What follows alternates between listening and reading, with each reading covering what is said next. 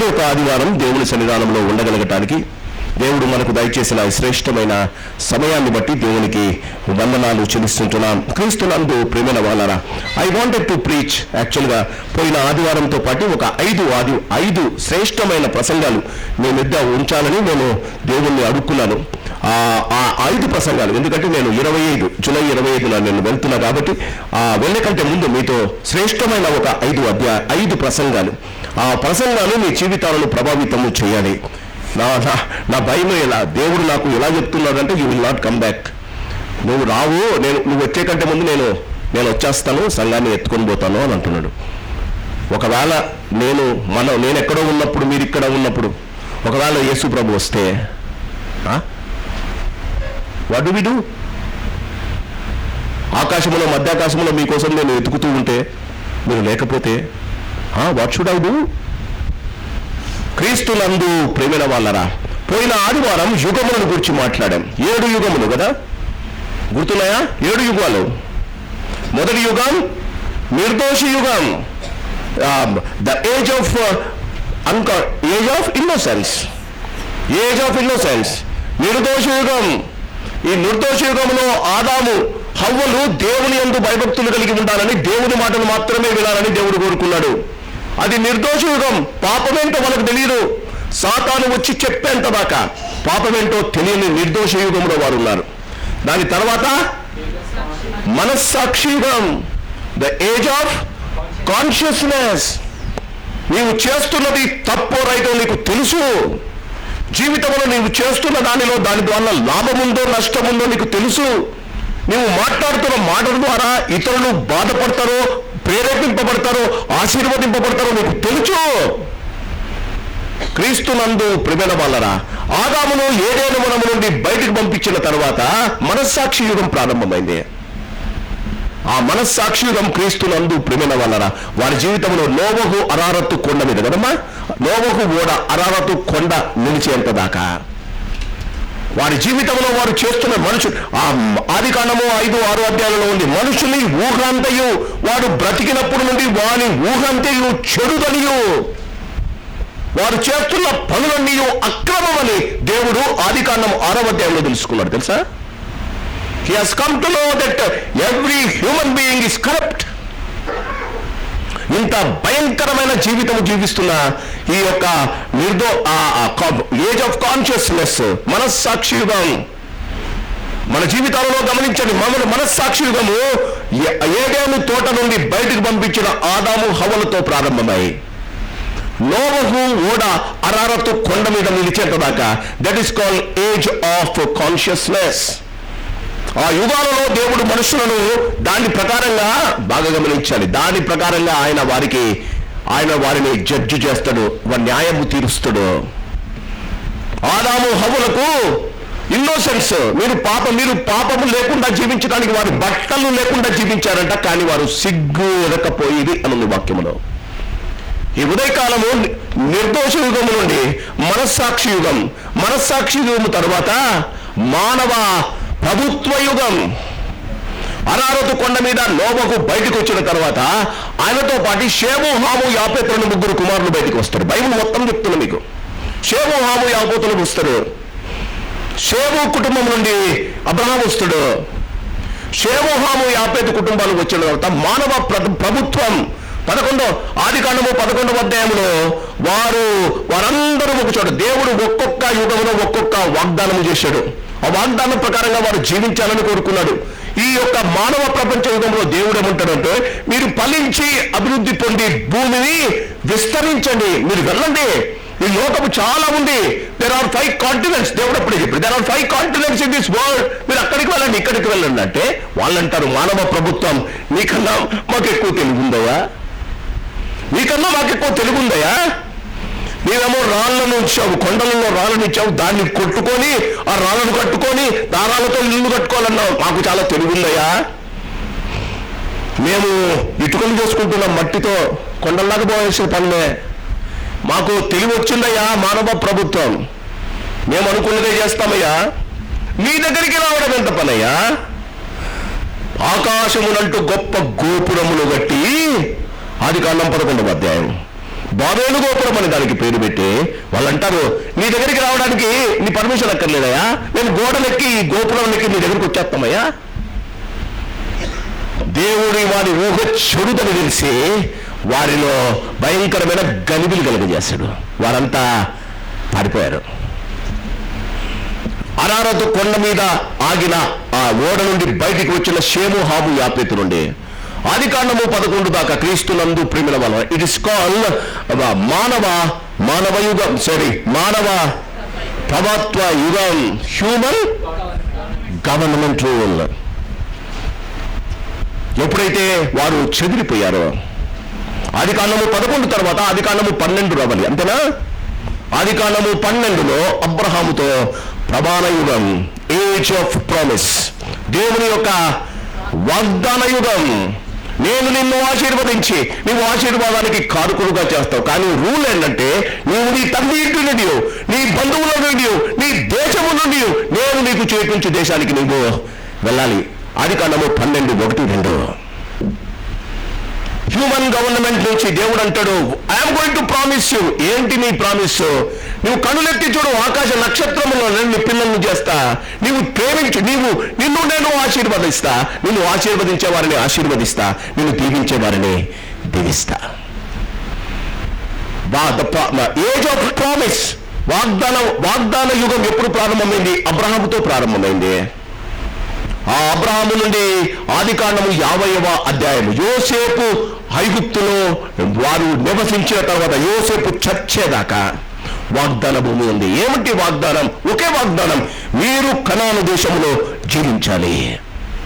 కరువు వచ్చింది. ఎందుకు వచ్చింది కరువు? వారు చేసిన పనికి మాలిన పనులను బట్టి దేవుడిని వారిని వదిలేశారు కాబట్టి దేవుడు వారికి కరువు తెప్పించాడు. వాగ్దాన యుగంలో వారు చేసిన పొరపాటేంటమా? అబద్ధం. మొదటి యుగం నిర్దోష యుగంలో వారు చేసింది అవిధేయత. రెండవ యుగం ఏదమ్మా? అసహనం. హేబేలును అర్పణను నువ్వు అంగీకరిస్తావా?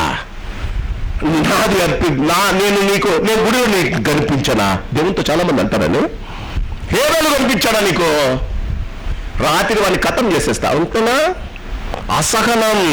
దేవుడు ఇంకొకరిని మెచ్చుకుంటే, దేవుడు ఇంకొకరిని ఆశీర్వదిస్తే, దేవుడు కావలసినవి వానికి దయచేస్తూ ఉంటే ఎందుకు దొరకలేదని నీలోని పొరపాట్లు కనుక్కోవు. వాని మాదిరి నన్ను ఎందుకు చేయబోయో దేవుడు దూషిస్తావు. అసహనం. నిర్దోష యుగంలో అవిధేయత. మనస్సాక్షి యుగంలో అసహనం. మానవ ప్రభుత్వ యుగంలో అహంకారం. నువ్వేంటయ్యా నాకు చెప్పేది? వాగ్దాన భూమిలో అబద్ధం. అబ్రహాము తీసుకొని వెళ్ళి శారాను తీసుకొని పోయి ఏమంటాడు? అమ్మా, నిన్ను బట్టి నన్ను పంపేస్తారమ్మా. ఎక్కడికి ఎవరి దగ్గరికి పోయినా ఏమంటా? నువ్వు నా చెల్లివని చెప్పమ్మా, అంతనా? ఇస్సాకు అదే. రిబ్కా, నువ్వు చాలా చక్కని కనుక నేను ఎరుగుదును, ప్రజలకు తెలుసు కదా నన్ను చంపేస్తారమ్మా, కాబట్టి నా కొడుకు అబద్ధం చెప్పి. ఇళ్ళలో అబద్ధాలు. యాకోబు వాళ్ళ అన్న యొక్క చర్మము పూసుకొని వాళ్ళ నాన్న దగ్గరికి వచ్చి అంటాడు, నీ కుమారుడైన యోషామును నేనే ఆశీర్వదించు. అబద్ధం. వారు 10 మంది కుమారులు యోసేపును అమ్మి వేసి చొక్కాను రక్తములో ముంచి వాళ్ళ నాన్నకు వచ్చి అబద్ధం చెప్పారమ్మా. అబద్ధం. వాగ్దానాన్ని నెరవేర్చలేకపోయారు. ఆ వాగ్దానము తరువాత దేవుడు నిర్గమకాండం 1వ అధ్యాయము 2వ అధ్యాయము నుండి ధర్మశాస్త్ర యుగం, ఏజ్ ఆఫ్ లా, క్రీస్తునందు ప్రేమిన వల్ల ధర్మశాస్త్ర యుగం. నిర్గమకాండము 1వ అధ్యాయము నుండి యేసు ప్రభు శిలువ మీద చనిపోయేట మత్తయి 27వ అధ్యాయము దాకా ధర్మశాస్త్ర యుగం. ధర్మశాస్త్ర యుగమునకు ఒకే ఒక నిర్వచనం, ఆజ్ఞాతిక్రమం. చెప్పాలి, ఆజ్ఞాతిక్రమం పాపం. పాపములకు వచ్చి జీతం మరణం తప్పించుకోవాలి అంటే రక్త ప్రోక్షణం. అందుకే యేసు ప్రభు శిలువ మీద చచ్చిపోయాడు.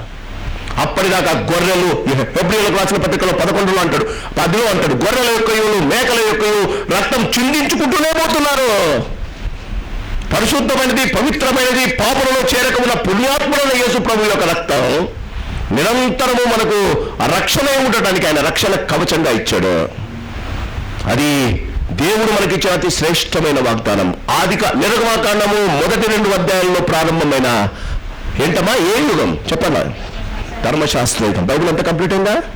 ఈ ధర్మశాస్త్రాన్ని పాటించిన రాజుల గురించి మొదటి సమూయేలు, 2వ సమూయేలు, మొదటి రాజులు, 2వ రాజులు, మొదటి దినవృత్తాంతములు, 2వ దినవృత్తాంతం వారిని గురించే రాసిన ఆ మొదటి దినవృత్తాంతములు, 2వ దినవృత్తాంతం రాసిన ఎజ్రా, నెహెమ్యా, ఎస్తేరు జీవితాలు ఆ తర్వాత గ్రంథాలు. తర్వాత యోబు నుండి పరమగీతము దాకా పాడుకున్న పాటలు. దాని తర్వాత హిజ్కియా కాలంలో రాజుల కాలంలో హిజ్కియా, యెషయా, ఇర్మియా ప్రవక్తలు ప్రవచించిన ప్రవచనాలు, పెద్ద ప్రవక్తలు, చిన్న ప్రవక్తలు. చివరికి ఎవరమ్మా లాస్ట్ బుక్ ఏంటమ్మా? మలాకి ప్రవక్త ద్వారా ఆ రాజుల కాలంలో దేవుడు వారికి చెప్పిన వాగ్దానాలు, వారికి ఇచ్చిన వాగ్దానాలు, వారికి వచ్చిన శాపాలు, వారు దేవునికి తిరగబడిన విషయాలు యెషయా నుండి మలాకి గ్రంథం. అది బైబిల్. జీవితంలో నీవు ధర్మశాస్త్ర గ్రంథాన్ని ఎప్పుడైనా చదివావా? ధర్మశాస్త్రం నీకు ఒక పొల్లైనా ఒక సున్నైనా తప్పిపోకుండా చేసింది యేసు ప్రభు. ఆయన శిలువ మీద చనిపోతూ ధర్మశాస్త్ర యుగాన్ని ఏమన్నాడు? It is finished. సమాప్తమైంది. ధర్మశాస్త్ర యుగం సమాప్తమైంది. నేటి నుండి తండ్రి వీరేమి చేయుచున్నారు ఎరుగురు గనుక వీరిని క్షమించండి. కృపాయుగము ప్రారంభమైంది. మన జీవితాలలో కృపాయుగంలో ఉన్నాం. క్రీస్తుని ఎందుకు నేను 10 నిమిషాలు తీసుకొని మీకు చెప్పాను. మీరు ప్రతి నిత్యం ఇది జ్ఞాపకంలో ఉంచుకోవాలి. ప్రతి యుగముకు దేవుని యొక్క వాగ్దానం ఉంది. ఆ వాగ్దానం నెరవేరుకు మానవుని యొక్క రెస్పాన్సిబిలిటీ ఉంది. ఆ రెస్పాన్సిబిలిటీని నీవు సరైనరీతిగా జీవించగలిగితే దానికి ఆశీర్వాదం ఉంది. అవిధేయత చూపితే దానికి శాపం ఉంది. ఆ శాపమే బైబిల్లో రాశారు. అవిధేయత చూపించిన ఆదాము హవ్వలు ఏదైనా వనం నుండి తోసివేయబడ్డారు. నిర్దోషత్వములో భయంకరమైన పాపము చేసిన ఆ బాబేలు గోపురం కట్టించుకున్న ఆ యొక్క ఆనాటి ప్రజలను దేవుడు వారి మాటలు ఒకరికొకరికి అర్థం కాకుండా చల్లాచోదన చేశాడు కదా. క్రీస్తునందు ప్రేమ వాళ్ళని జీవితంలో గమనించాలి. ఒక్కొక్క యుగంలో ఒక్కొక్క పాపం చేశారు. మొదటి యుగంలో అవిధేయత, 2వ యుగంలో అసహనం, 3వ యుగంలో అహంకారం, 4వ యుగంలో అబద్ధం, 5వ ధర్మశాస్త్రమ యుగంలో దేవుడి మాటలను అగౌరవపరచడం. దేవుడు నేనొక్కడనే దేవుడును, వేరొక దేవుడును నీకు ఉండకూడదు అంటే దేవుడు కట్టించిన బలిపీఠాల దగ్గర ఇంకొక దేవతలను పెట్టుకొని వారికి మొక్కడం. నీవే మా దేవుడు చూపించా. నిర్గమకాండములో చూపించా. ఆయన సీనాయి కొండ మీద 40 రోజులు మోషే యెహోషువ వాళ్ళు వెళ్ళి 40 రోజులు నీరు తాగకుండా, ఆహారం తినకుండా దేవుని మాటలను వారి కొరకు చెక్కుతుండగా వారన్న మాట ఏంటో తెలుసా? మోషే అని వాడు ఏమాయనో మాకు తెలియదు. మోషే అని వాడు ఏమాయనో మాకు తెలియదు. కొండెక్కినాడు, దిగలే. కాబట్టి మాకు ఒక దేవతను చేయము. వారంతా పోగులను, ముక్కు కమ్మలను తీసిచ్చారట. ప్రధాన యాజకుడైన అహరోను ఒక బంగారు దూడను చూసి, ఓ ఇశ్రాయేలీయులు, ఐగుప్తు నుండి మమ్మల్ని తెచ్చిన దేవుడవు నీవే అని స్తుతించారట. అగౌరవపరిచారమ్మా. అన్ఫార్చునేట్లీ 5 యుగాలలో జరిగిన భయంకరమైన అన్ని విషయాలు, అవిధేయత, అసహనం, అహంకారం, అబద్ధం, అగౌరవం, ఈ 5 కృపాయుగంలో జరుగుతున్నాయి. దానిని మీరు గమనించాలని చెప్పా. ఒక్కొక్క యుగంలో దేవుడు చేసింది ఒక్కొక్క పొరపాట్లు మాత్రమే. కానీ కృపాయుగంలో అవిధేయత ఉంది. విధేయత ఉన్నట్టు చేర్లు కాని ఉండేవా? చూసుకుందాంలే, ఎక్కడ పోతుంది చెట్టు, ఎక్కడ పోతుందా చీర, ఎక్కడ పోతుందా? అవిధేయత, అసహనం. పాస్టర్ గారు 12 అయిపోయిందండి, ఇంట్లో బిర్యానీ ఉంది సార్. అసహనం. ఎప్పుడండి దేవుడు నన్ను ఆశీర్వదించేది? ఎన్నిసార్లు రావాలండి గుడికి? ఏం చేసినా దేవుడు మా మాటలు వినడాన్ని, మా ప్రార్థన పట్టించుకోవడాన్ని ఏమనుకుంటాడండి దేవుడు? అసహనం. 3వది అహంకారం. నేను చెప్తున్నది నువ్వు వినాల్సిందే. వాడు ఎట్లాంటి వాడన్నా సమస్తము నీ మాట చొప్పున జరగాలి కదా.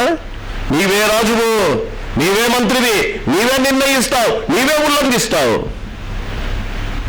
నాలుగవది అబద్ధం.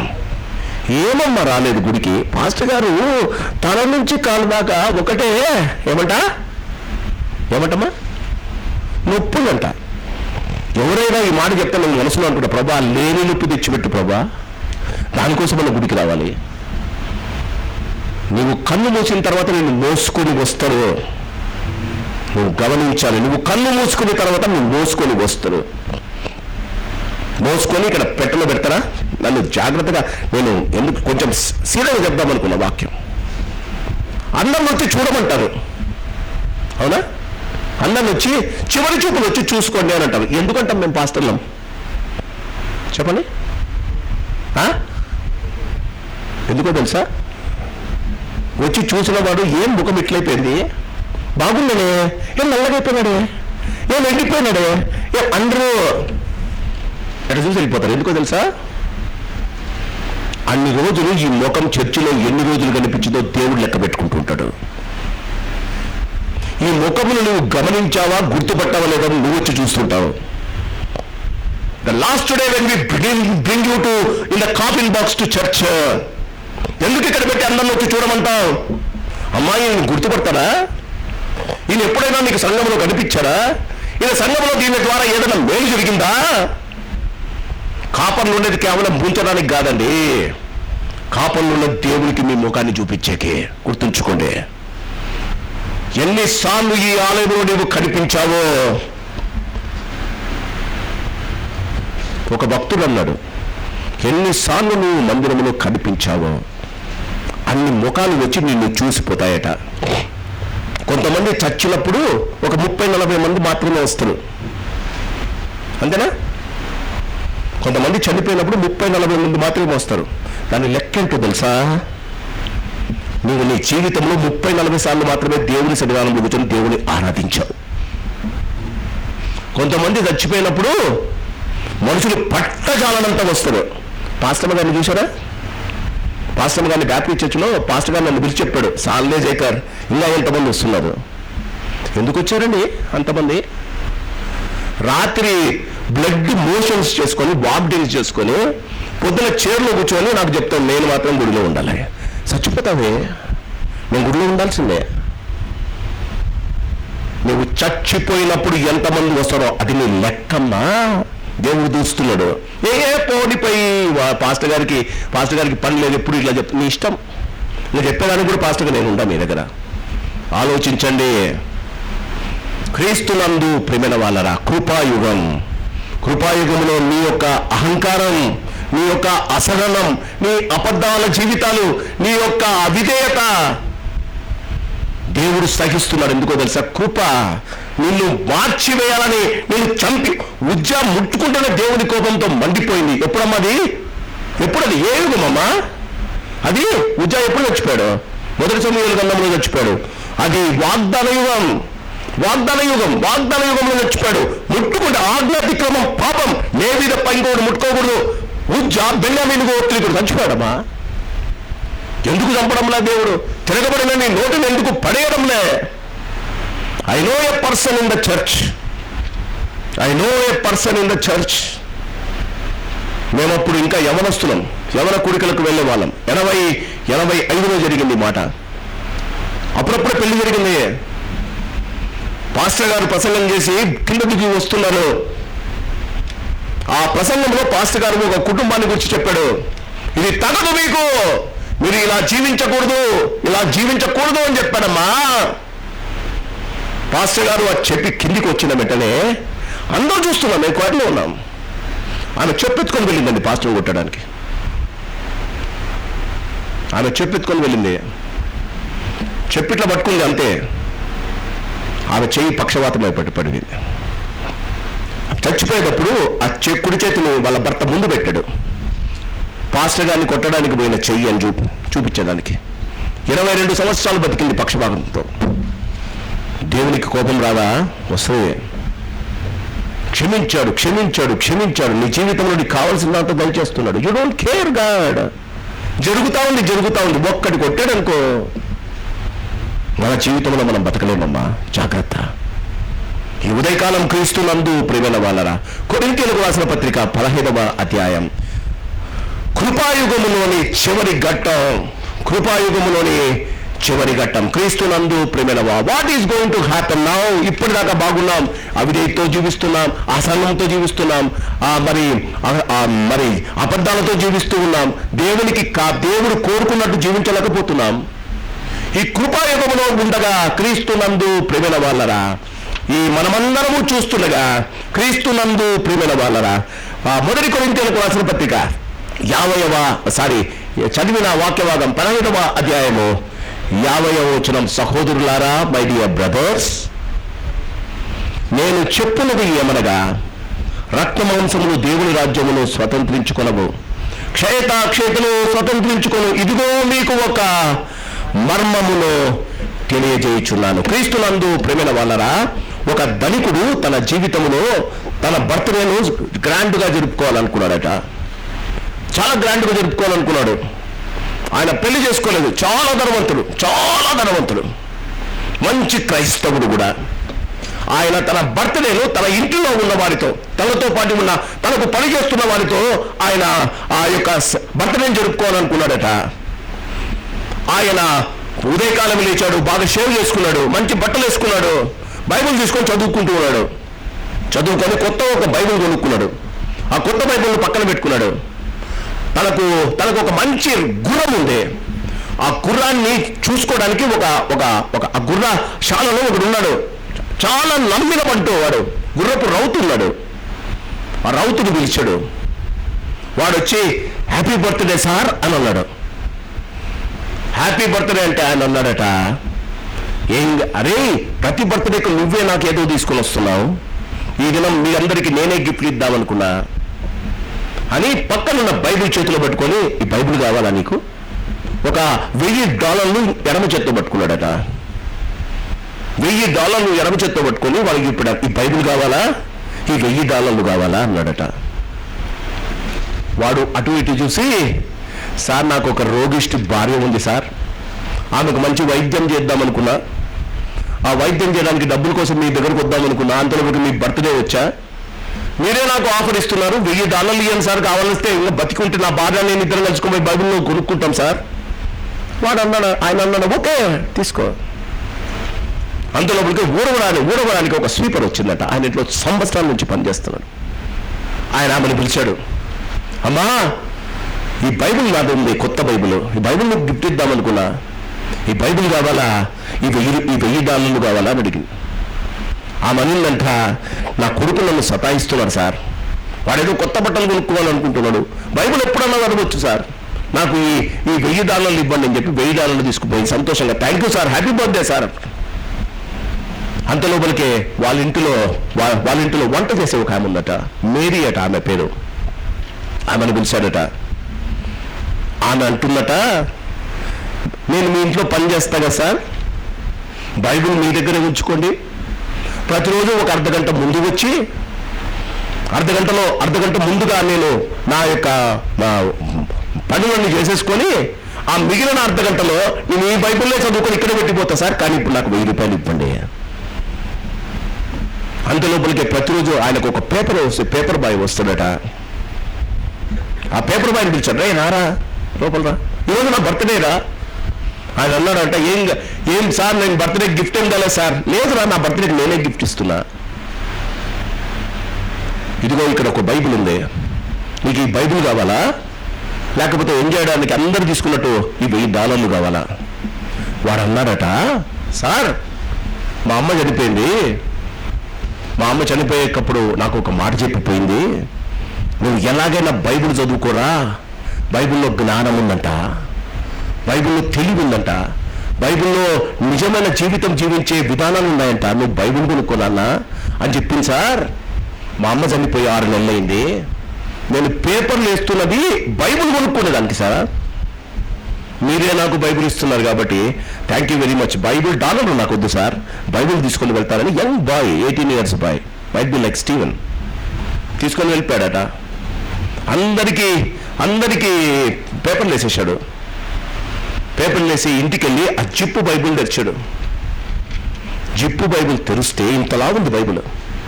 మా మమ్మీ చెప్పింది ఎలా ఉంటుందో బైబిల్ అని తెరిస్తే ఒకటి దాని వెనకల ఒకటి 769 బంగారు నాణాలు పడ్డాయంట.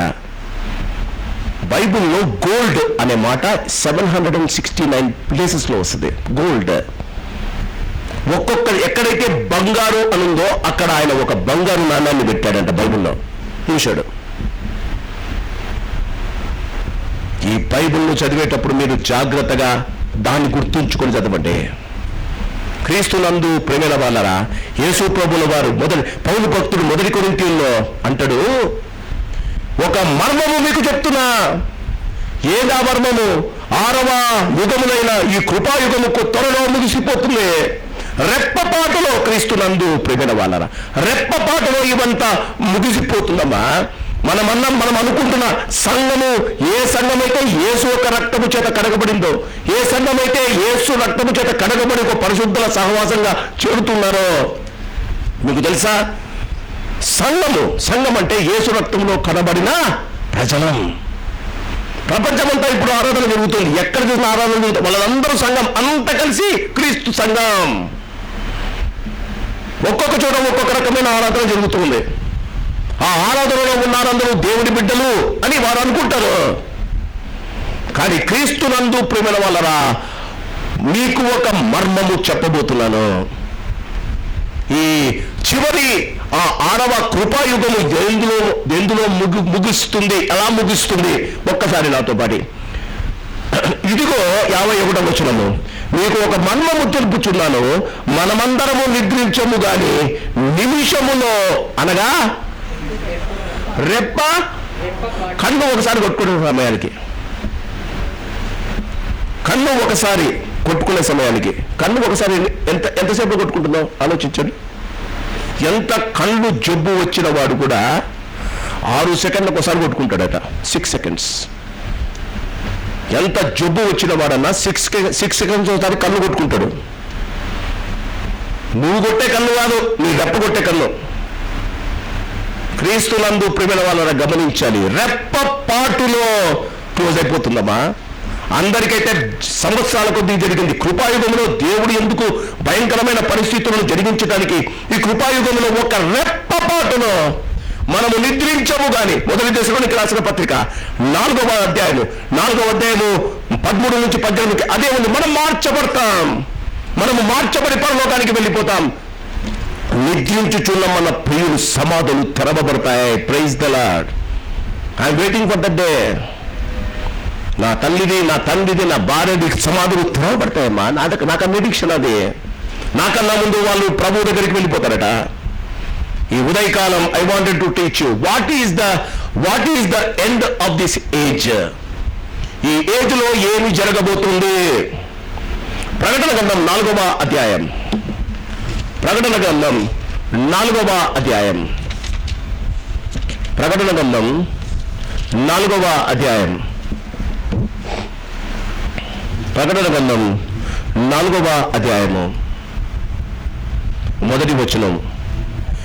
ఈ సంగతులు జరిగిన తరువాత. అంతేనమ్మా? అట్లానే ఉంది మీ బైబిల్లో. ఎందుకు డైరెక్ట్గా నేను చూడగా పరలోకమందు ఒక ద్వారము తెరవబడి ఉండెను అని ఎందుకు రాయలేదు? ఎప్పుడైనా ఆలోచించావా? ఈ సంగతులు జరిగిన తరువాత. ఏ సంగతులు తల్లి? కృపాయుగములో ప్రకటన గ్రంథం 3వ అధ్యాయము 20వ వచనములో ఒక పిలుపు ఉంది. నేను నీ తలుపు వద్ద నిల్చుండి తట్టుచున్నాను. ఎవడైనాను నా స్వరము విని తలుపు తీసిన ఎడల నేను వాని వద్దకు వచ్చి వాడితో నేను వాడితో కలిసి భోజనం చేస్తాం. ఆయన ఇచ్చిన ఇన్విటేషన్ జీవితంలో ప్రతిరోజు చెప్తున్నావు. ప్రతిరోజు జరిగిన తర్వాత చూడండి నేను 20వ వచనం 3:20 అతని యుద్ధకు వచ్చి అతనితో నాతో కూడా అతను భోజనము చేయడము, నేను జయించి నా తండ్రితో కూడా ఆయన సింహాసనం మీద కూర్చుండి ఉన్న ప్రకారము జయించి వారిని నాతో కూడా నా సింహాసనం మీద కూర్చుండబెట్టదను. ఏముందమ్మా? సంగములతో ఆత్మ చెప్పుచున్నమాట. ఎంత మీకు చెవులు ఉన్నాయి, మీకు వెనుకడి లేదు. ఆత్మ వెనుకడి లేదు. మీకు చెవులున్నాయి, పట్టించుకోవడం లేదు. మీరు చెవులున్నాయి, మీ జీవితంలో వినడానికి ఇష్టం లేదు. మీరు చెవులున్నాయి, దేవుని గురించి తెలుసుకోవాల్సిన అవగాహన మీకు లేదు. మీకు చెవులున్నాయి, పాస్టర్ గారు ఎంత ఏడ్చి చెప్పినా మీకు ఇవ్వడానికి ఇష్టం లేదు. ఒకరేమో విని వారి జీవితాల్లో బాగుపడుతున్నారు, వారి పాపాలను ఒప్పుకొని దేవునికి దగ్గర అవుతున్నారు. ఇంకొకరు వారి జీవితంలో అప్పటిదాకా ఉన్న 5 యుగాలలోని అన్ని అబద్ధాలను, అన్ని అవిధేయతలు, అన్ని అహంకారాన్ని, అన్ని అసహనాలతో జీవిస్తూ ఉన్నారు. ఇవన్నీ జరుగుతూ ఉన్నాయి.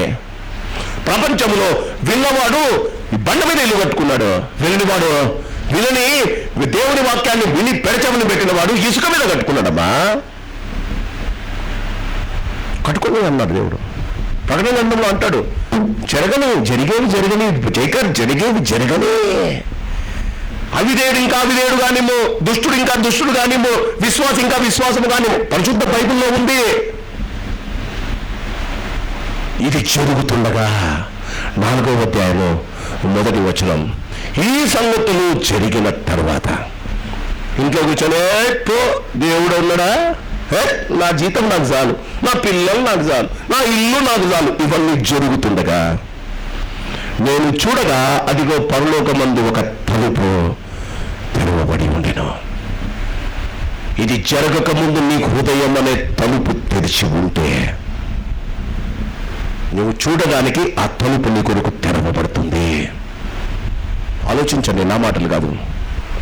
అందుకే అన్నాడు, ఈ సంగతులు జరిగిన తర్వాత. కొంతమంది తెరిచి దేవుణ్ణి లోపల చేర్చుకున్నారు, కొంతమంది దేవుణ్ణి ఇంకా బయట పెట్టారు. ఈ సంగతులు జరిగిన తర్వాత నేను చూడగా అదిగో పరలోకమందు ఒక తలుపు తెరవబడి ఉండెను, మరియు నేను మొదట వినిన స్వరము బూరధ్వని నాతో మాట్లాడుతుంది. ఆ మాట్లాడిన వాడు ఇక్కడికి ఎక్కినము. This is the rapture. మొట్టమొదటి జరిగేది అంత్యంలో ఇదేనమ్మా, సంగమెత్తబడుతుంది. ఇక్కడికి ఎక్కినమ్మో. ఎవరినమ్మా? ఎవరెక్కుతారమ్మా? ఎవరెక్కిపోతారమ్మా? మీరు మీరు చెప్పాలి నాకు, ఎవరెక్కిపోతారమ్మా? ప్రకటన గ్రంథం 3వ అధ్యాయంలో 20వ వచనంలో, నేను వానితో భోజనము చేయడానికి వాడు సిద్ధపడి వాడి జీవితంలో, అందుకే 23వ కీర్తనలో దావీదు అంటాడు, నా శత్రువులయ్య దుట్ట నీవు నాకు భోజనం సిద్ధపరుస్తావు. ఈ ఉదయకాలం క్రీస్తునందు ప్రేమైన వాళ్ళ I want to talk about the rapture, సంఘం ఎత్తబడ్డం. ఈ ఉదయకాలం క్రీస్తునందు ప్రేమైన వాళ్ళరా ఒక మర్మము మీకు చెప్తున్నా. Everything is not going to be normal in your life. The way in which you are living nowadays is not going to be proper.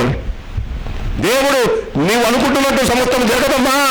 నీకు ఇచ్చినవన్నీ సమస్తము నీకు ఇచ్చినవన్నీ నీతో ఉంటాయని అనుకోవడము అవివేకమమ్మా. ఒక మర్మము మీకు చెప్తున్నా, నీ కనువెప్ప కొట్టుకునేటప్పుడే పక్కనున్న నీ విశ్వాసం వెళ్ళిపోతాడమ్మా. ఆర్భాటముతోనూ ప్రధాన దూత శబ్దంతో, మొదటి తెలుసుకున్న క్లాస్ పత్రిక 4వ, ఆర్భాటముతోనూ ప్రధాన దూత శబ్దంతోను దేవుని బూరతోనూ దేవుడు ఆకాశములు, ఈ ప్రభువైన యేసు ఆకాశమందు కనబడును. ఆయన యందు మృతి చెందిన మృతులు ముద్రలేస్తారు. తరువాత పౌలు చాలా చక్కగా మొదటి వచ్చిన 4:15 అంటారు, తరువాత మనము, ఎవరండి మనము? నా ప్రశ్న, నువ్వు అందులో ఉంటావా? విడవబడిన వారు వెళ్ళిపోయింది, సంఘం వెళ్ళిపోయింది, చూస్తుంటే వెళ్ళిపోయినారు, కనిపించలే, వెళ్ళిపోయినారు. నువ్వేమో విడవబడితివి. 4వ అధ్యాయము ప్రకటన 4వ అధ్యాయము 5వ వచనము నుండి, క్రీస్తునందు ప్రేమల వాళ్ళరా 7 సంవత్సరముల మహాశ్రమలు. ఎప్పుడు దాకా? ప్రకటన 20 దాకా. క్రీస్తునందు ప్రేమల వాళ్ళరా వెళ్ళిపోయి దేవునితో 7 సంవత్సరాలు ఉంటావా? విడవబడి 7 సంవత్సరాలు భయంకరమైన శ్రమను అనుభవం. నీ ఇష్టమమ్మా. ప్రకటన గ్రంథం 4వ అధ్యాయం చివరి నుండి 20వ అధ్యాయం దాకా భయంకర 19వ అధ్యాయం దాకా భయంకరమైన శ్రమలు. క్రీస్తునందు ప్రేమల వాళ్ళరా ఆ దినాలు ఎలా ఉంటాయో, సంఘము ఎత్తబడినప్పుడు, when the church is caught, pastor రాసుకుంది, when the church is caught, people will cry to die. అయ్యా రాళ్ళను కొండలను చూసి మా మీద పడి చంపే, సముద్రాన్ని చూసి మమ్మల్ని వచ్చి తినే, ల్యాండ్ స్లైడ్స్ ఎక్కడో జరుగుతుంది కదా మెయిన్ బాండ్లో, మా మీద పడి చంపే అని అడుగుతారట. మరణము రాదట. మరణం ఎత్తబడింది. మరణము రాదు. నీ శరీరం దేవుణ్ణి అంగీకరించని నీ శరీరం భయంకరమైన శ్రమకు లోను కావాలి. క్రీస్తునందు ప్రేమైన వాళ్ళరా, ఆ 7 సంవత్సరాల భయంకరమైన ఆ ట్రిబ్యులేషన్ పీరియడ్లో సంఘం ఎత్తబడినప్పుడు, అప్పటిదాకా సంఘములో చేసిన ప్రార్థన నీది ఎలా ఉండదో తెలుసా? Lord save me. సంఘం ఎత్తబడిన తర్వాత విశ్వాసుల ప్రార్థన ఏముంటుందో తెలుసా? Lord kill me, I'm not able to go through this. ఈ ఉదయకాలం నువ్వు గమనించాలి. అంత ఆశాపాసి కాదమ్మా. 5 యుగాల్లో జరిగిన విషయాలు మీకు చెప్పా. 6వ యుగంలో జరగబోయేదాన్ని. 7 సంవత్సరాలు పరలోకంలో ఉంటాం, 7 సంవత్సరాలు మధ్యాకాశంలో ఉంటాం. 7 సంవత్సరాలు విడవబడిన వారికి, విశ్వాసులకు, యేసు ప్రభుని గురించి ఆలోచించిన వారికి, ఏపోనికి అనుకునే వాళ్ళకు, విడవబడిన వారికి భయంకరమైన శ్రమలండి. క్రీస్తునందు ప్రేమల వల్ల. దాని తర్వాత 7వ సంవత్సరం అయిపోయిన తర్వాత అపవాదిని ఆయన 19వ అధ్యాయం, ప్రకటన గ్రంథం 19వ అధ్యాయం, అపవాదిని ఆయన బంధిస్తాడట. యేసు ప్రభు వచ్చి ఈ భూమి మీద 1000 ఏళ్ల పాలన చేస్తాడట. ఇప్పుడు ప్రశ్న, ఇప్పటిదాకా నీవు సంపాదించుకున్నది కాదమ్మా, నీవు ఎత్తబడతావా? When Jesus comes, are you ready to see him? యేసు ప్రభు అంటేనే మనకు తెలియదు. యేసు ప్రభుని గురించిన అవగాహనే లేదు. యేసు ప్రభుని గురించిన ఆశీర్వాదమే, యేసుని గురించిన ఆలోచన, అవగాహన మీకు అక్కర్లేదు. జరిగిపోతా ఉంది కదా. I have to plead you, my dear brothers. Nothing goes to be the same. మీకు ఒక మర్మము చెప్పాలి. I have to tell you some truth. నీ రెప్పపాటులో నువ్వు విడదీంపబడతావు. ఎలా వెళ్ళాలి? What is the ingredients to be captured? నేను వెళ్ళాలి, నేను ఎత్తబడే సంఘంలో ఉండాలన్నది నీ ప్రార్థన అయితే ఎలా వెళ్ళాలి? క్రీస్తునందు ప్రేమల వాళ్ళరా, ఆదికాండము 5వ అధ్యాయం, ఆదికాండము 5వ అధ్యాయంలో ఒక ఆయన, మొట్టమొదటి ఆయన ఎత్తబడ్డాడు కాబట్టి మనం కూడా ఎత్తబడతాం. ఆదికాండము 5వ అధ్యాయం, ఆదికాండము 5వ అధ్యాయము 21వ వచనం. హానోకు 67 ఏళ్ళు బ్రతికి మెతూషెలను కనెను. హానోకు మెతూషెలను కనిన తర్వాత 300 ఏళ్ళు దేవునితో నడుచుచు కుమారులను కుమార్తెలను కనెను. హానోకు దినములన్నీ 365 ఏళ్ళు. హానోకు దేవునితో నడిచిన తరువాత దేవుడు అతనిని తీసుకొని పోయాను. If you wanted to be taken away from God, బాగా గమనించి, మొదటి వాడు ఎందుకు హానోకును తీసుకెళ్ళాడు? మీరు జాగ్రత్తగా గమనించాలి. చాలాసార్లు ఈ ప్రసంగం చేశా. ఎందుకు హానోకును తీసుకొని వెళ్ళాడు? ఒక ప్రశ్న. మొట్టమొదట పుట్టినవాడు ఎవడమ్మా? బైబిల్లో మొట్టమొదటి వాడు ఎవడు చెప్పండి అమ్మా. మొట్టమొదటి వాడు దేవుడు చేసిన వాడు. మీకు తెలుసా ఒక ట్రూత్? హానోకు ఎత్తబడేటప్పుడు ఆదాము ఇంకా బతుకున్నాడు తెలుసా? హానోకు ఎత్తబడినప్పుడు ఆదాము బతికున్నాడు. మొదట తన స్వరూపంలో తన చేతితో చేసుకున్న ఆదాము ఎత్తబడలేదు. గమనించాలి, చచ్చిపోయాడు. చూడండి నాతో పాటి ఆదికాండం 5వ అధ్యాయం. జాగ్రత్తగా పెన్ను పేపర్ ఉంటే రాసుకోండి. క్రీస్తునందు ప్రేమైన వాళ్ళరా, 5వ అధ్యాయం 3వ వచనం. ఆదాము 130 ఏళ్ళు బతికి తన పోలికగా తన స్వరూపమున కుమారుని కని అతనికి షేతు అని పేరు పెట్టాను. అంటే షేతు కలిగినప్పుడు ఆదాము వయసు ఎంతమా? పక్కన పెట్టుకోండి, 130 years. షేతు పుట్టాడు. 6వ వచనం. షేతు 105 ఏళ్ళు బతికి ఏనోషును కనెను, 105 years. 9వ వచనం. ఏనోషు 90 సంవత్సరములు బతికి కేయినాను కనెను. 12వ వచనం. కేయినాను 70 ఏళ్ళు బతికి మహనలేలును కనెను. 15వ వచనం. మహనలేలు 65 ఏళ్ళు బ్రతికి ఎరదును కలెను. 18. ఎరదు 162 ఏళ్ళు బతికి హానోకును కలెను. షేతు కలిగిన తర్వాత ఆదాము బతికిన, షేతు 130 సంవత్సరాలు బతికిన తర్వాత ఆదాము హానోకును కలిగినప్పుడు ఆదాము వయసు, వీళ్ళ వయసు అంతా జత చేస్తే 612 సంవత్సరాలు. 612 years when Enoch was born. Enoch was born. హానోకు పుట్టినప్పుడు ఆదాము వయసు 612 సంవత్సరాలు. అందుకే బైబిల్ అంతా క్లియర్గా రాశాడు. ఇదే మర్మం గమనించండి. ఆదికాండము 5వ అధ్యాయము 5వ వచనం, ఆదాము బ్రతికిన దినములనియు 930 ఏళ్ళు. అప్పుడు అతడు ఎన్ని రోజులు బతికాడమ్మా? 612 సంవత్సరాలప్పుడు హానోకు పుట్టాడు. 930 సంవత్సరాలు బతికాడు. అంటే 313 సంవత్సరాలు అమ్మా. 300, అందుకే లెక్కలు ఇచ్చింది, ఊరికే కాదు. 313 సంవత్సరాలు హానోకును గమనిస్తున్నాడు ఆదాము. పెద్దోడు ఏదైనా వనం నుంచి బయటకు వచ్చి హానోకును గమనిస్తున్నాడు. 313 సంవత్సరంలో హానోకు లేడు. కానీ దేవుడితో నడిచిన నడత ఆదాము కూడా నేర్చుకోలేదమ్మా. అందుకే మృతి పొందాడు. ఈ ఉదయకాలంలో నువ్వు బతికినది ఎన్ని రోజులు కాదమ్మా, నువ్వు దేవుని చేత నిర్మింపబడ్డవాడు కాదమ్మా. బాగా గమనించండి. 21వ వచనం, హానోకు 67 బతికి మెతూషెలను కనెను. బైబిల్ బాగా వినండి. హానోకు మెతూషెలను కనిన తరువాత మెతూషెల పుట్టేంత దాకా దేవుడితో నడవలేదు. అంతేనా? మెతూషెల పుట్టేంత దాకా దేవుడితో నడవలేదు. మెతూషెల ఆయనకు కుమారుడు పుట్టిన తరువాత 300 సంవత్సరాలు దేవుడితో నడిచాడు. యెషయా గ్రంథం 7వ అధ్యాయంలో అదే వాగ్దానం. ఏలయనగా మనకు శిశువు పుట్టెను, మనకు కుమారుడు అనుగ్రహింపబడెను. యేసు అనే కుమారుడు నీ జీవితంలో ఎంటర్ అయిన తర్వాత హానోకు మాదిరి దేవుడితో నడవడం నీకు నేర్చుకొని ఉంటే నువ్వెత్తబడతావు. కూర్చున్న వారిలో ఇంకా నాకు యేసు కుమారుడు కాలేదు, యేసు నాకు శిశువు కాలేదు అనుకుంటే నీ ఇష్టం. యేసు ఎప్పుడైతే యేసు నీ హృదయంలోకి చేర్చబడ్డాడో అప్పటి నుండి నువ్వు యేసుతో నడవడం నేర్చుకొని ఉండాలి. ఒక్కసారి హెబ్రీయులకు రాసిన పత్రిక, మొదటి గుణం యేసుతో నడవడం, ఎత్తబడాలంటే. రెండవ గుణం హెబ్రీయులకు రాసిన పత్రిక 11వ అధ్యాయం. హెబ్రీయులకు రాసిన పత్రిక 11వ అధ్యాయం. త్వరగా క్లోజ్ చేస్తా. హెబ్రీయులకు రాసిన పత్రిక 11వ అధ్యాయం 5వ వచనం.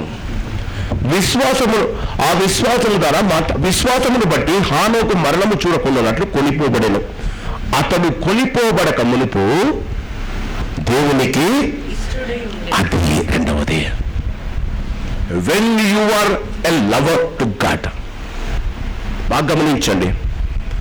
యోహాను సువార్త 11వ అధ్యాయంలో ఈ దేవుని యేసును ప్రేమించిన లాజరు, యేసు ప్రేమించిన మార్తా మరియా లాజరు వాళ్ళింటికి వేసిపోయాడు. నీవు ప్రేమించు లాజరు రోగి ఉన్నాడని యేసులకు వారు కబురు పంపారు. అవునా? యేసు ప్రభు వచ్చాడు. You should, God knowing you doesn't matter. Do you know God? దేవుడు నీకు ఇష్టడే, ఎందుకంటే అన్ని ఇస్తాడు కాబట్టి. కష్టమైన ఆయనని ఇష్టం చేసుకోవాల్సిందే. కానీ దేవుడికి నీవు ఇష్టడా? మొదటిగా అతడు దేవునితో నడిచాడు. రెండవది ఆయన దేవునికి ఇష్టడై ఉన్నాడు. అమ్మా, ఇట్ ఈస్ నాట్, అదే మర్మము. There is a trick in this. జీవితంలో నీ ఇష్టానుసారము జీవిస్తూ, సౌలులాగా జీవిస్తూ, మరి మా రెహబాబు లాగా జీవిస్తూ, యరోబాబు లాగా జీవిస్తూ, నీ అబ్షాలోము లాగా జీవిస్తూ, నీ ఇష్టానుసారము జీవించి ఇష్టడు ఎలా అవుతావమ్మా? క్రీస్తు నందు ప్రేమైన వాళ్ళ దేవునికి ఇష్టడై ఉండడం. ఇప్పుడు నువ్వు ప్రశ్న చేసుకో. నీ దేవునికి ఇష్టం, నీ భార్యకి ఇష్టం, నీ పిల్లలకి ఇష్టం, నీ లవర్కి ఇష్టం. అవునా? నీవు దేవునికి ఇష్టమా? దేవునికి ఇష్టం కావాలంటే ఏం చేయాలమ్మా? దేవుడితో నడవడం అంటే పరిశుద్ధత. దేవునికి, క్రీస్తుకు, బెలియాలతో ఏమి సంబంధం? దయ్యం మాదిరి బతికి దేవుడితో నడవడం ఆషామాషియా? దయ్యం మాటలు మాట్లాడుకుంటూ దేవుని మాటలు వెళ్ళబెట్టడం ఆషామాషియా? బయటంతా లోకాన్ని గురించి మాట్లాడుకుంటూ లోపలికి వచ్చి దేవుని వాక్యం ప్రకటించడం ఆషామాషియా? ఆలోచించండి. మొదటిది, దేవునికి ఇష్టడై ఉన్నవాడు మాత్రమే దేవునితో నడవగలుగుతాడు. మొదటి రాజుల గ్రంథం 9వ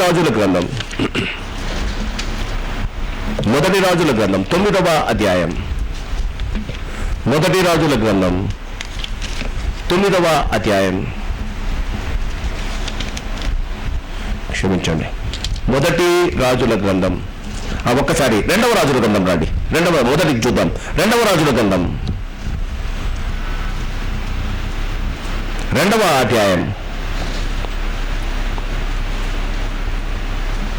2వ రాజుల గ్రంథం 307వ పేజీ. 2వ ఎత్తబడినవాడు, ఫస్ట్ పర్సన్ ఈజ్ హానోక్. 2వ వాడు.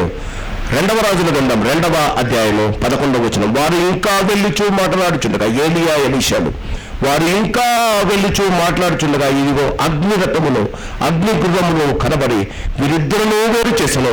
అప్పుడు ఏలియా సుడిగాలి చేత ఆకాశమునకు ఆరోహణమాయను.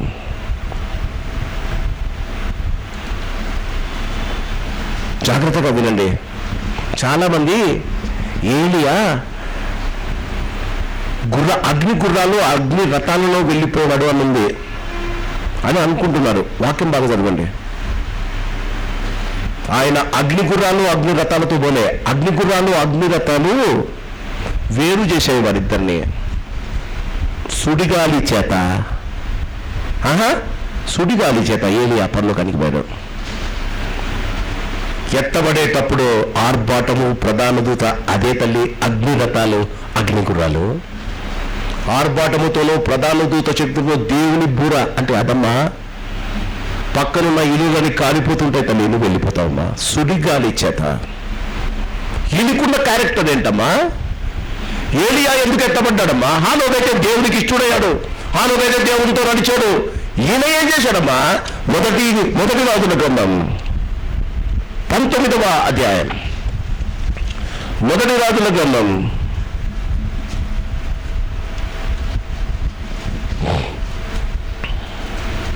19వ అధ్యాయం 10వ వచనం. మీకు ఉండవలసిన 3వ క్యారెక్టర్. మొదటిది దేవునితో నడవాలి, 2వది దేవునికి ఇష్టడై జీవించాలి, 3వది 10వ వచనం.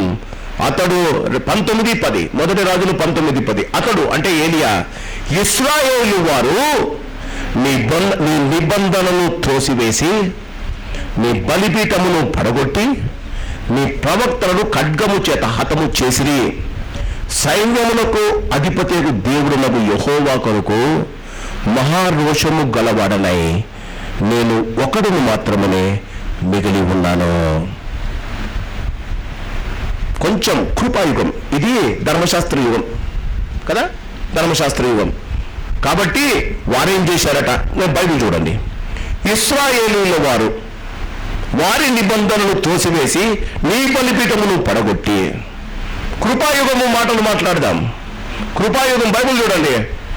చర్చ్ మెంబర్స్ ఇశ్రాయేలీయులు అంటే వారు గుడికి రాకుండా నీ వాక్యాన్ని త్రోసివేసి నీ బలిపీఠమైన నీ యొక్క బలలో పాల్గొనకుండా సైన్యములకు నీ ప్రవక్తలను ఖడ్గము చేత పెద్దలను సంఘ కాపరులను మాటలతో హతము చేసి, అలాంటి వారి మధ్య నీవు జీవిస్తున్నప్పుడు ఎత్తబడాలి అంటే నీవు రోషము కలిగి దేవుని కొరకు జీవించ. 400 మంది బయలుదేవతలు ఒక్కడు చంపాడండి. లేచి పాస్టర్లు తిట్టినా, చర్చిని తిట్టినా, ఏం జరిగినా, అన్యాయంగా అక్రమంగా ఏది మాట్లాడుతున్నా గోడకు మీకు డిఫరెన్స్ లేదే. రోషం ఉందా? అదే మాట ఉందంటే దేవుణ్ణి కదా అనేది, దేవుని సేవకులను కదా అనేది. అవునా? రోషం ఉండాలి. దీనికి దేవుని పట్ల.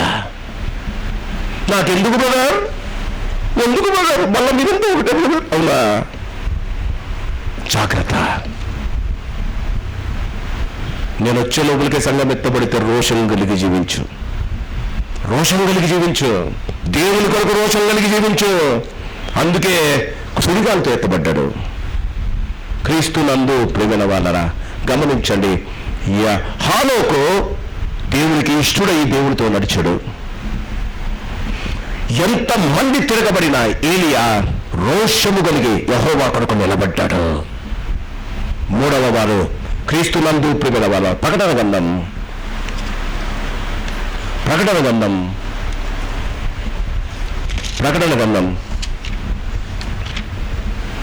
20వ అధ్యాయం.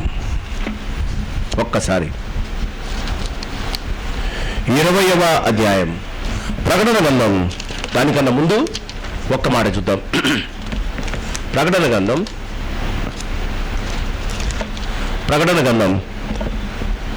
7వ అధ్యాయం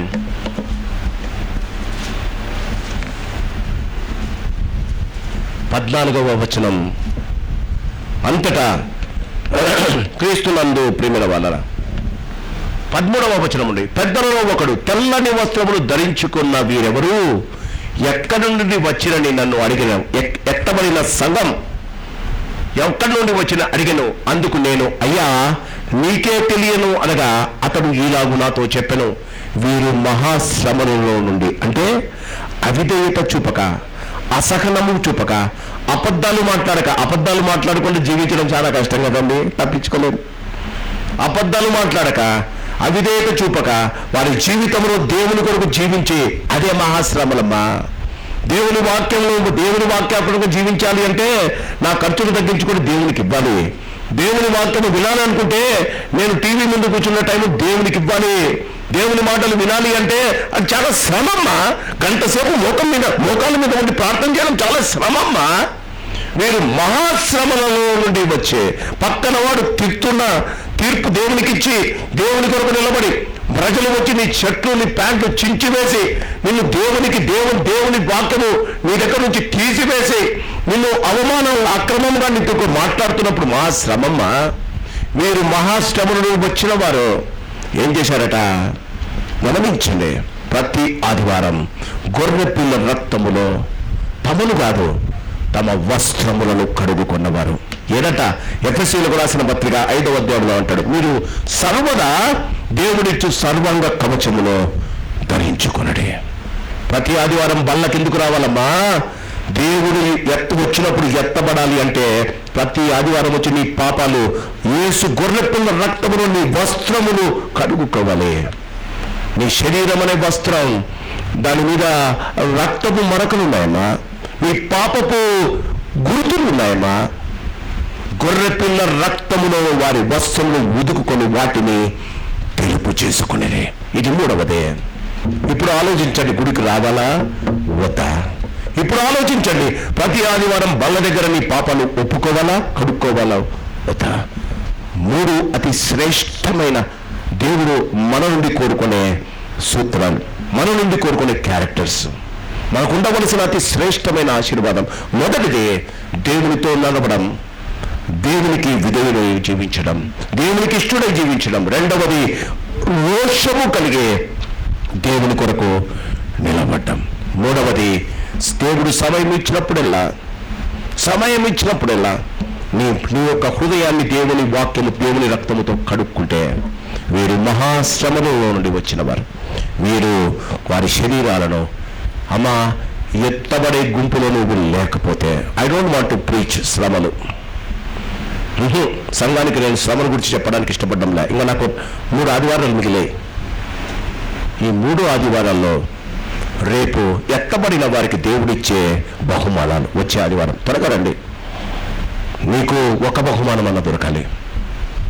నీకు దేవుడు స్థలం సిద్ధపరిచాడు. యోహాను 14లో ఎత్తబడే వారికి దేవుడిచ్చే బహుమానాలు. శ్రమల గురించి నేను చెప్పా, ఎందుకంటే నేను అందులో ఉండా. I'm sure I'm not going to be there. నీకు ఆ నిశ్చయిత ఉందా? నువ్వు పరీక్ష చేసుకో.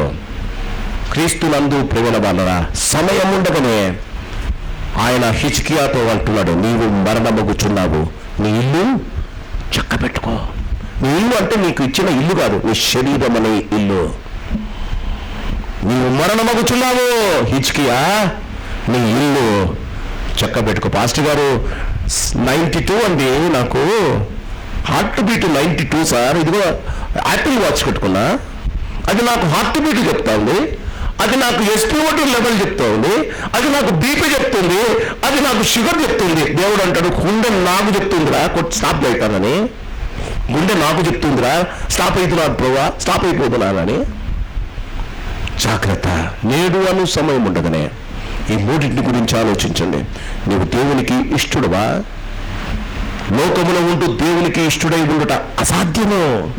విశ్వాసము లేకుండా దేవునికి ఇష్టడై ఉండుట అసాధ్యము. హెబ్రీ 11:1. విశ్వాసము లేకుండా దేవుడున్నాడు, దేవుడు గమనిస్తున్నాడు, దేవుడు నా జీవితాన్ని చూస్తున్నాడు, దేవుడు నన్ను ఆశీర్వదిస్తాడు, పరలోకానికి వెళ్తాడన్న విశ్వాసము నీకు లేకుంటే, యోహాను 11:1, విశ్వాసము లేకుండా దేవుడికి ఇష్టడై ఉండుట అసాధ్యం. జాగ్రత్తమ్మా, ఇష్టడమైదాం, రోషము కలిగి జీవిద్దాం, ఆయన బాటలో నడుపుద్దాం. లోకంలో చాలాసార్లు సాతాను వల్ల పాపంలో పడిపోతాం. ప్రతి ఆదివారం వచ్చి బల్ల దగ్గర పాపాలు ఒప్పుకొని కడుక్కున్నాం. ఇప్పుడు ఆయన వస్తే నువ్వు ఎత్తబడే గుంపులో ఉంటావు. దేవుడి వాక్యాన్ని దీవించి ఆశీర్వదించుగాక. ప్రార్థన చేసుకున్నాం. పరిశుద్ధుడానికి వందనాలు. మీ మాటలు అవునంటే అవునైనా, కావంటే కావు. మేము ప్రేమిస్తామని మా వారిని మీరు తీసుకొని వెళ్ళరయ్యా, నేను ద్వేషించమని మాకు కాని వారిని వదిలిపెట్టి వెళ్ళరయ్యా. కాబట్టి జాగ్రత్తగా జీవించడానికి మీరు మాకు నేర్పించండి నాయన. రోషము కలిగి జీవించడానికి అయ్యా, నిర్దోషముగా జీవించడానికి, మీ కొరకై జీవించడానికి మా జీవితాలను మా ప్రభా ప్రతినిత్యము పాపము చేసిన మేము నాయన, మా పాపాలను మేము ఒప్పుకొని నీ రక్తం చేత కడుక్కొని నిర్దోషంగా జీవించగలిగిన కృప మాకు ఇవ్వమని ప్రాణనాథుడైన యేసు నామమున అడుగుతున్నాము తండ్రి. ఆమేన్. God bless you.